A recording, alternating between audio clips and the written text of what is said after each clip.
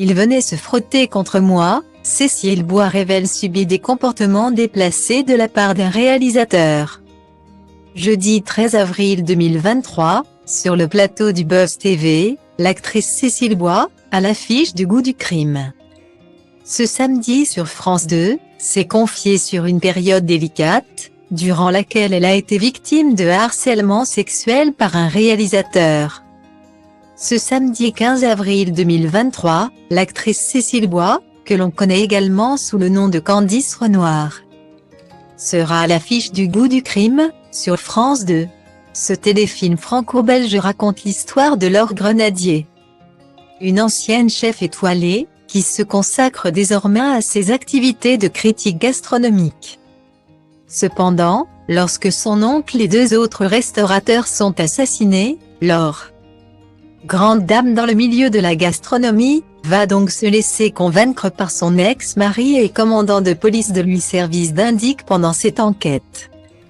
Invitée sur le plateau de l'émission Buzz TV, ce jeudi 13 avril 2023, Cécile Bois s'est confiée sur ce rôle qu'elle a accepté pour une raison bien précise: « J'ai accepté ce rôle par gourmandise de jeu. Plus que par gourmandise d'assiette », a-t-elle indiqué. Mais ce n'est pas tout. Puisque l'actrice de 51 ans s'est livrée à cœur ouvert lors d'un témoignage bouleversant. En effet, elle a avoué avoir été victime de harcèlement sexuel de la part d'un réalisateur sur un tournage survenu il y a plusieurs années maintenant.